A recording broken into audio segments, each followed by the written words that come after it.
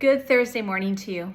As we finish out our study on Epiphany this week, I want to recap. On Tuesday, we talked about the traditional understanding of Epiphany, that which happens on January 6th. We talked about how normally the usual understanding that we hold in our church is that Epiphany is the coming of the wise men, which really could have been anywhere between a couple weeks and 2 years after Jesus is born. Then yesterday we talked about Epiphany from the Eastern Orthodox tradition. Sometimes that is, or often that is equated to Jesus' baptism, and what that means for us as we think about Epiphany from that story, that narrative. And today I want to talk about Epiphany from kind of that 30,000 foot view. What does it mean to see Epiphany as the literal translation? In Greek, Epiphany translated means God revealed to us. All this week I've been teaching the preschoolers that Epiphany means God revealed to us, and in more of a colloquial way of saying that is God shows up.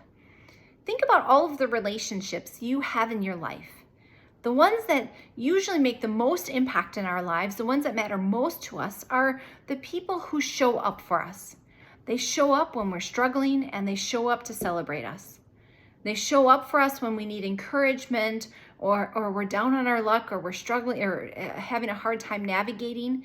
But they're also there to celebrate with us, rejoice with us, and push us forward. The relationships that show up for us are often the ones that matter most because they're there with us in the moments we need them most.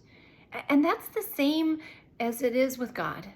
God shows up for us and with us and because of us more than we realize. And it takes eyes of faith to see that.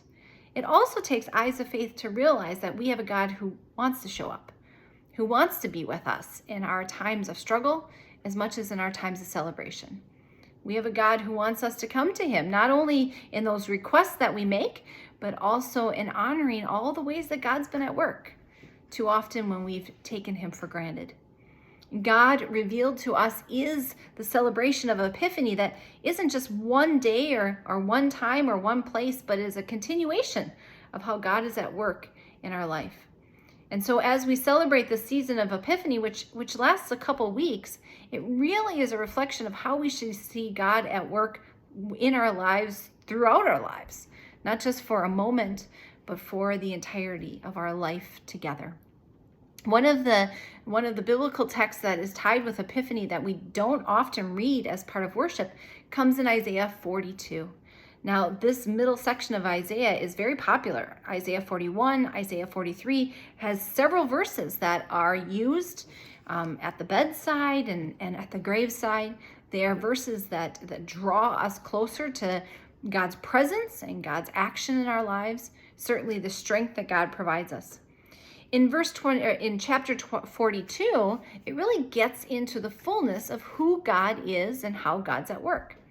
Now, if you don't know the backstory of Israel during the time of Isaiah, the nutshell version is that this is deliverance, it's a reestablishment of covenant, it is monarchy, then it is exile again, and then it is the return. So there's kind of all these things happening during the time of Isaiah. And in the midst of that, God is delivering his people. So once again, the temple has been destroyed and the people are back in slavery, not in Egypt, but this time in Babylon. And the people are crying out to God, and God is responding to them.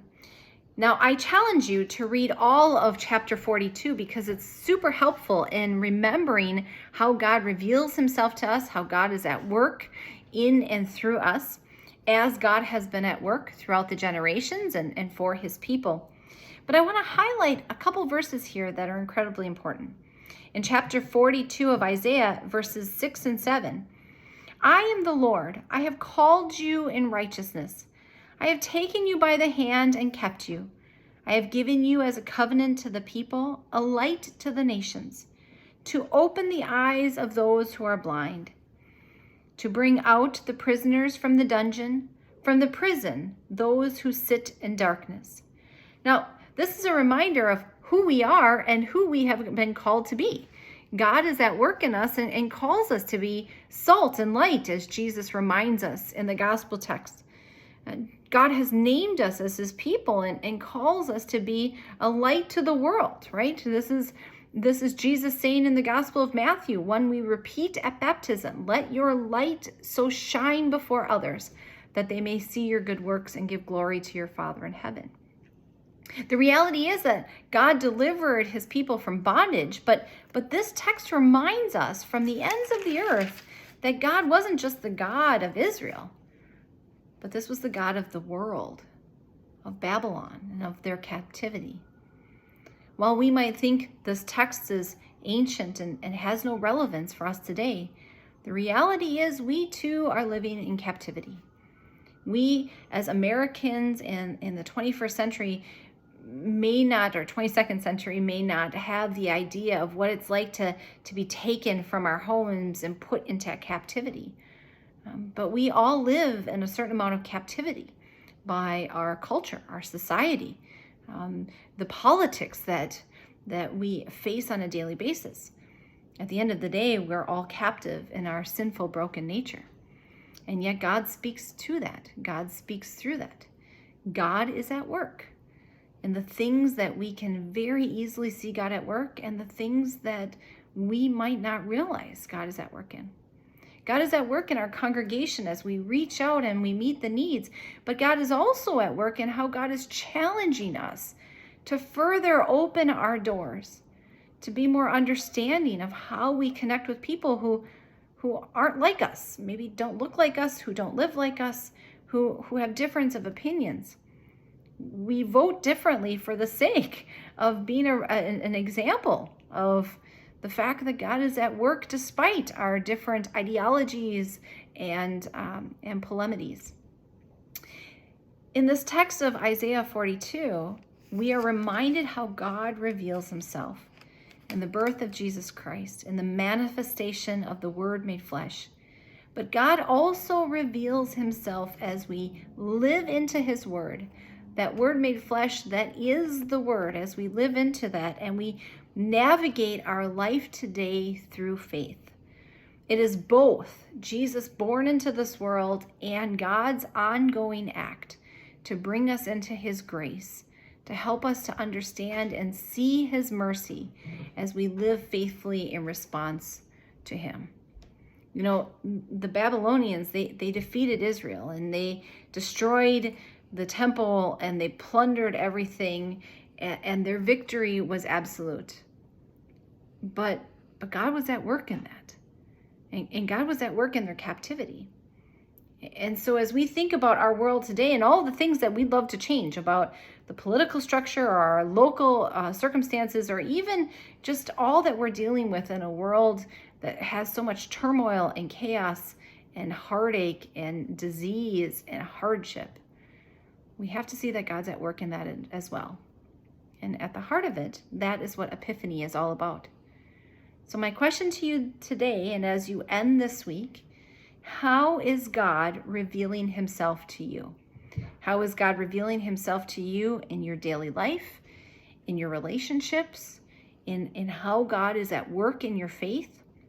How is God revealing himself to you in the ways that you are being challenged to grow and to expand your understanding?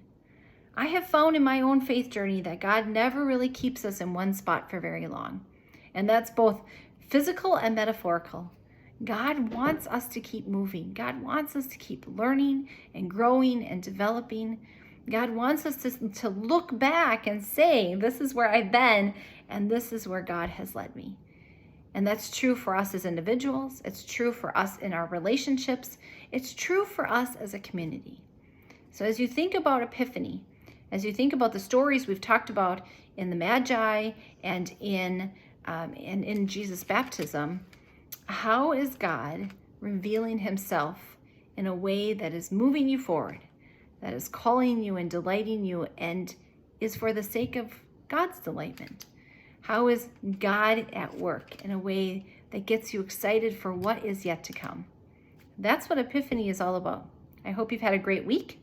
I can't wait to see you on Sunday.